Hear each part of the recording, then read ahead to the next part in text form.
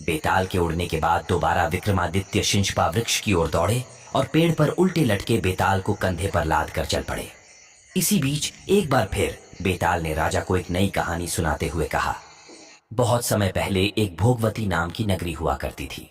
उस नगरी में राज रूपसेन का राज्य हुआ करता था। राजा को शादी करने का बड़ा मन था। एक दिन राजा ने अपने चिंतामणि नाम के तोते से पूछा, बताओ मेरी शादी किसके साथ होगी? तोते ने कहा, मगध की राजकुमारी चंद्रवाती से। राजा ने तोते की बात सुनने के बाद एक ज्योतिषी को बुलाकर यही सवाल पूछा। ज्योतिषी ने भी राजा को वही उत्तर दिया जो तोते ने दिया था। मगध की राजकुमारी को भी अपने होने वाले वर के बारे में जानने का बड़ा मन था। राजकुमारी ने अपनी मैना मंजरी से पूछा, अरे ये बताओ मेरा विवाह किसके साथ होगा? मैना ने भी राजकुमारी को राजा रूपसेन से शादी होने की बात बताई। इतना सुनने के बाद दोनों नगर की तरफ से शादी का न्योता एक दूसरे को भेजा गया, जो स्वीकार हो गया। इस तरह राजा रूपसेन और राजकुमारी की शादी हो गई। शादी होने के बाद रानी अपने साथ मैना को भी लेकर आई। राजा ने अपने तोते से मंजरी मैना की शादी करवा दी और दोनों को एक ही पिंजरे में रख दिया। एक दिन किसी बात को लेकर मैना और तोते के बीच में बहुत बहस होने लगी। मैना गुस्से में कहने लगी, पुरुष पापी, धोखेबाज और अधर्मी होते हैं। फिर गुस्साए तोते ने कहा, स्त्री लालची, झूठी और हत्यारी होती हैं।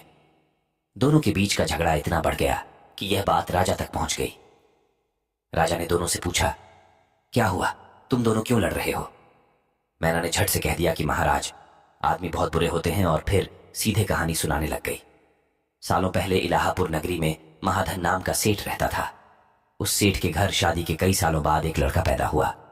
महाधन सेठ ने उसका बड़े ही अच्छे से पालन पोषण किया। अच्छे संस्कार मिलने के बाद भी सेठ का बेटा बड़ा होकर जुआ खेलने लगा। जुए की लत में वो सारा पैसा जुआ खेलते हुए हार गया। इसी बीच सेठ की मौत हो गई। जुए की लत की वजह से न तो लड़के के पास पैसे बचे और न पैसा कमाने वाला बाप, तो लड़का अपना नगर छोड़कर चंद्रपुरी नगर पहुंच गया। नए नगर पहुंचकर लड़के की मुलाकात कर्ज देने वाले साहूकार हेमगुप्त से हुई। लड़के ने अपने पिता के बारे में साहूकार को बताया और एक झूठी कहानी उसको सुनाने लगा। उसने कहा कि वो जहाज लेकर बहुत बड़ा सौदा करके लौट रहा था। उसी समय समुद्र में इतना तेज तूफान आया कि उसका जहाज वहीं डूब गया और वो बच बचाकर यहां पहुंचा है। इतना सुनते ही साहूकार ने उसे अपने घर में रहने की इजाजत दे दी। इसी बीच हेमगुप्त साहूकार को ख्याल आया कि सेठ का यह लड़का मेरी बेटी के लिए अच्छा वर साबित हो सकता है। तुरंत साहूकार ने अपनी बेटी की शादी सेठ के बेटे से करवा दी। शादी के कुछ दिन तक अपने दामाद का काफी सत्कार करने के बाद साहूकार ने अपनी बेटी को खूब सारा धन देकर विदा कर दिया। दोनों के साथ साहूकार ने एक दासी को भी भेजा। रास्ते में सेठ के बेटे ने अपनी पत्नी से कहा, सारे गहने मुझे दे दो, यहां कई लुटेरे हैं। उसकी पत्नी ने ऐसा ही किया। जेवर मिलते ही उसने दासी को मारकर कुएं में फेंक दिया और अपनी पत्नी को भी कुएं में धक्का दे दिया। लड़की जोर जोर से रोने लगी। उसकी रोने की आवाज सुनकर एक राहगीर ने महिला को कुएं से निकाला। कुएं से निकलते ही वो अपने पिता के पास चली गई। उसने अपने साहूकार पिता को सच्चाई नहीं बताई। उसने कहा, कुछ लुटेरे ने उन्हें लूट लिया और दासी को मार दिया। साहूकार ने अपनी बेटी को दिलासा देते हुए कहा, चिंता मत करो, तुम्हारा पति जिंदा होगा और वो कभी न कभी जरूर लौट कर आ जाएगा। उधर लड़का अपने नगर पहुंचकर दोबारा सारे पैसे और जेवरात जुए में हार जाता है। पैसे खत्म होने के बाद उसकी हालत बहुत बुरी हो गई।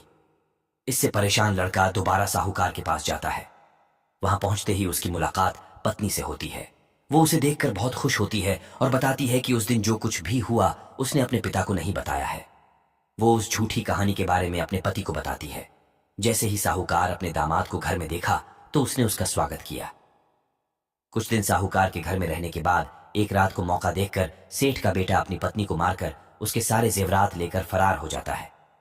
ये कहानी बताने के बाद मैना कहती है, महाराज, ये सब होते हुए मैंने खुद अपनी आंखों से देखा है। यही वजह है मैं आदमियों को पापी कहती हूं।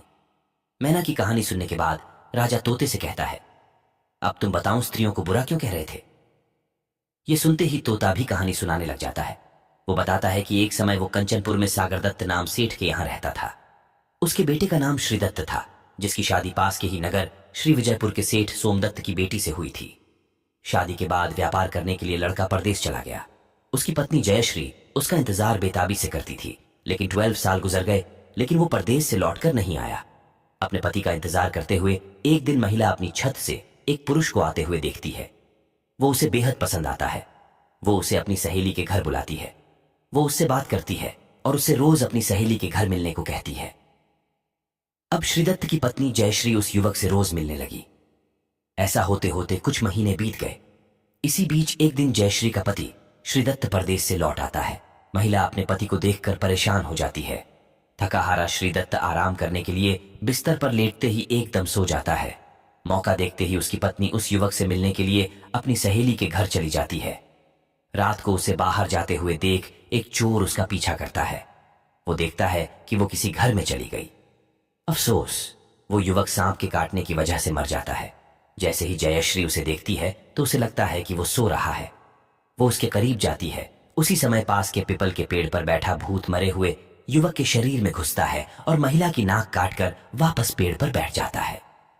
रोते हुए वो अपनी सहेली के पास पहुंची और उसे पूरी कहानी बताई। सब कुछ सुनकर उसकी सहेली जयश्री को सलाह देती है कि चुपचाप घर चली जाओ और जोर जोर से रोने लग जाना। जैसे ही कोई नाक के बारे में पूछे तो कह देना कि तुम्हारे पति ने काट दी है। वो ऐसा ही करती है।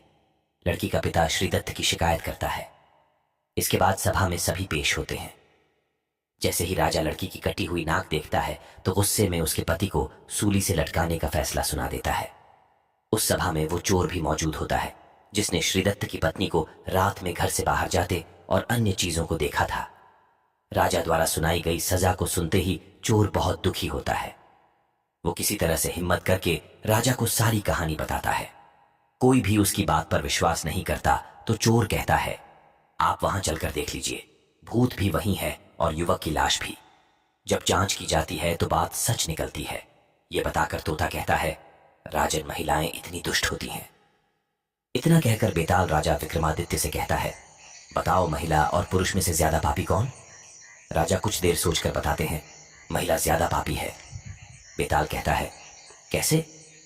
राजा ने जवाब में कहा, विवाहित होने के बावजूद महिला की पर पुरुष पर नजर थी और उसने अपने पति को धोखा दिया। कहानी से सीख, इंसान को कभी भी झूठ नहीं बोलना चाहिए। झूठ बोलने का परिणाम हमेशा बुरा ही होता है।